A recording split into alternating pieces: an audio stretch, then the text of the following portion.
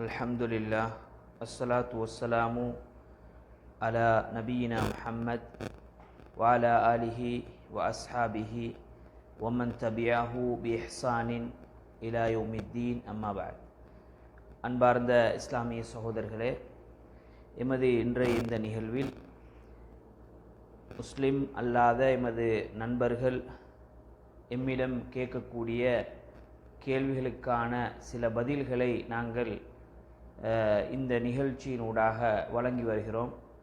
அந்த வரிசையில் உங்களது இஸ்லாமிய மார்க்கத்தில் நாங்கள் இணைவதாக இருந்தால் கட்டாயம் விருத்த சேதனம் செய்ய வேண்டுமா?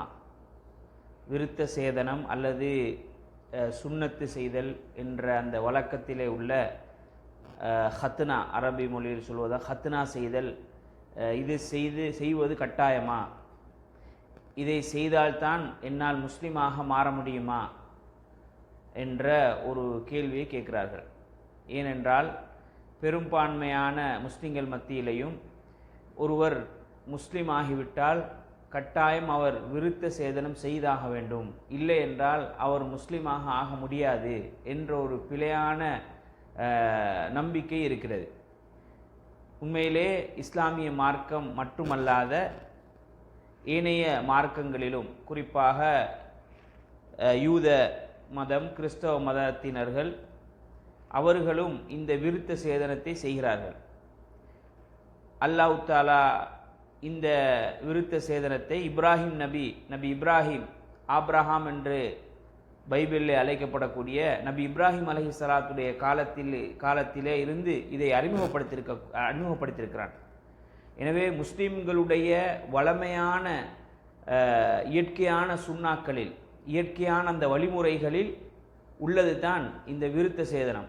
நெகம் வெட்டுவது, மீசையை கத்தரிப்பது, தாடி வளர்ப்பது, அதே போல மர்ம உறுப்புகளுடைய அந்த உரோமங்களை நீக்குவது போன்ற இயற்கையான அந்த சுத்தங்களை வலியுறுத்தக்கூடிய இஸ்லாம் அதோடு இந்த விருத்த சேதனத்தையும் இந்த சுன்னத்து பண்ணுகின்ற அந்த அம்சத்தையும் சேர்த்திருக்கிறது.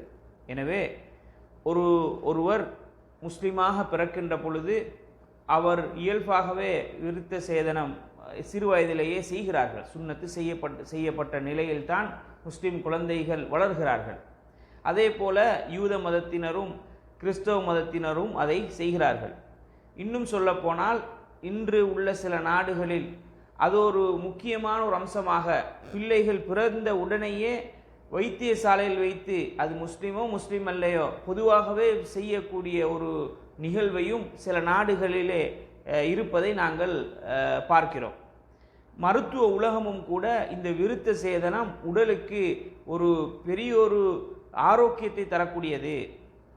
ஆண் உறுப்பினுடைய அந்த முன் தோல், அந்த தோலை அகற்றுவது தான் விருத்த சேதனம். அந்த தோல் மேலதிகமாக இருக்கிறது. அந்த தோல் இருந்தால் அந்த தோலிலே சில அசுத்தங்கள் தேங்குகிறது. சிறுநீர் கழித்தாலும் பூர்ணமாக சிறுநீர் வெளியேறாமல் அதிலே சொட்டு சொட்டாக அதிலே தேங்கி அதனால் பாக்டீரியாக்கள், கிருமிகள் உருவாகிறது. அதோடு மனைவியோடு உறவில் ஈடுபடுகின்ற பொழுது, மனைவியோடு உறவு கொள்கின்ற பொழுது கூட அதனால் மனைவியுடைய அந்த கர்ப்பப்பையிலே புற்றுநோய் வருவதற்கு வாய்ப்பு இருக்கிறது என்று மருத்துவ உலகம் சொல்கிறது. எனவே மருத்துவ உலகம் இந்த விருத்த சேதனம் செய்வதை, ஹத்னா செய்வதை, சுன்னத்து செய்வதை ஒரு மிக சிறந்த ஒரு மருத்துவமாக, சிறந்த ஒரு ஆரோக்கியத்துக்கு வழிவகுக்கக்கூடிய ஒரு அம்சமாக மருத்துவ உலகம் சொல்கிறது. இஸ்லாம் அதை ஏற்கனவே 1400 வருடங்களுக்கு முன்னால், அதற்கும் முன்னால் நபி இப்ராஹிம் நபியுடைய காலத்தில் இருந்தே இஸ்லாம் இதை எங்களுக்கு ஒரு ஆரோக்கியத்துக்கும் ஒரு வலியுறுத்தப்பட்ட ஒரு அம்சமாக இஸ்லாமிய மார்க்கத்தில் இருக்கிறது. எனவே ஒருவர் இஸ்லாத்துக்கு நுழைவதற்கு விருத்த சேதனம் தான் அடிப்படை என்பது கிடையாது. விருத்த சேதனம் இஸ்லாத்தின் ஒரு அம்சம், இஸ்லாத்தின் ஒரு பகுதி. இஸ்லாத்துக்குள் இருக்கக்கூடிய செயல்களில், இஸ்லாத்தினுடைய வணக்க வழிபாடுகள் அது ஒரு பகுதி. இஸ்லாத்துக்குள் வருவதற்கான அடிப்படை 2 தான். ஒன்று, அல்லாஹ் ஒருவன் என்று ஏற்றுக்கொள்வதும், நபியல் நாயகத்தை இறுதி தூதர் முஹம்மது நபி ஸல்லல்லாஹு அலைஹி வஸல்லம் அவர்களை இறுதி தூதராக ஏற்றுக்கொள்வது. பல கடவுள் கொள்கையை விட்டுவிட்டு ஓரிரை கொள்கைக்குள் நுழைவது, அந்த இறுதி தூதரை நம்புவது. இந்த அடிப்படையை ஒருத்தர் சொல்லிவிட்டால் அவர் முஸ்லீமாகி விடுவார். அவர் விருத்த சேதனம் செய்தால் அவர் அதற்குரிய நன்மையை பெற்றுக்கொள்வார். செய்யாமல் அதை அவர் பிற்படுத்தினால் அது அவருக்கு ஒரு குற்றமாக அமையுமே தவிர, அல்லது அது அவருடைய உடலுக்கு ஒரு கேடு விளைவிக்கக்கூடியதாக அமையுமே தவிர இஸ்லாத்தை விட்டு அவர் வெளியே போக மாட்டார். எனவே இஸ்லாத்துக்குள் நுழைவதற்கு விருத்த சேதனத்தை தடையாக நாங்கள் வைக்கக்கூடாது, தடையாக நாங்கள் நினைக்கவும் கூடாது. சுன்னத்து பண்ணினா தான் நீங்கள் முஸ்லீமாக இருக்கணும் என்று முஸ்லீம்கள் யாரும் சொல்லவும் கூடாது. இஸ்லாம் அப்படி எங்கேயும் சொல்லவும் இல்லை. அவர் அதை செய்து கொண்டால் அது அவருக்கு நன்மையானது, மார்க்க அடிப்படையிலும் நன்மை, உடல் ஆரோக்கியத்துக்கும் நன்மையாக அமையும் என்பதை நாங்கள் புரிந்து கொள்ள வேண்டும். எனவே விருத்த சேதனம் இஸ்லாம் மார்க்கத்தில் மட்டுமல்ல, ஏனைய மார்க்கங்களிலும் அது இருக்கிறது. இஸ்லாம் அதை வலியுறுத்துகிறது. காரணம், அது உடல் ஆரோக்கியத்துக்கு மிக உறுதுணையாக இருக்கிறது. எனவே ஒருவர் இஸ்லாத்துக்கு வருவதற்கு இது தடையாக இருக்கக்கூடாது. விருத்த சேதனம் பண்ணாமலேயே ஒருவர் இஸ்லாத்துக்குள்ளே நுழையலாம். அவர் இஸ்லாத்துக்கு வந்து நுழைந்து படித்து அதுக்கு பின்னால் அவருக்கு வசதி ஏற்படுகின்ற பொழுது, அல்லது அவர் அது உணர்ந்து கொள்கின்ற பொழுது கூட விருத்த சேதனத்தை செய்து கொள்ளலாம். எனவே இஸ்லாத்துக்கு வருவதற்கு, இஸ்லாத்துக்குள் நுழைவதற்கு இந்த விருத்த சேதனம் தடையாக இருக்கக்கூடாது. சுன்னத்து செய்தல் என்பது தடையாக இருக்கக்கூடாது. எனவே இஸ்லாத்துக்குள் நுழைவதற்கான அடிப்படை விருத்த சேதனம் கிடையாது, அது இஸ்லாத்தில் ஒரு அம்சம். எனவே விருத்த சேதனம் என்பது இஸ்லாத்துக்கு வருவதற்கு யாருக்காவது அது ஒரு முட்டுக்கட்டையாக இருந்தால் அந்த சிந்தனையை நீங்கள் மாற்றிக்கொள்ளுங்கள்.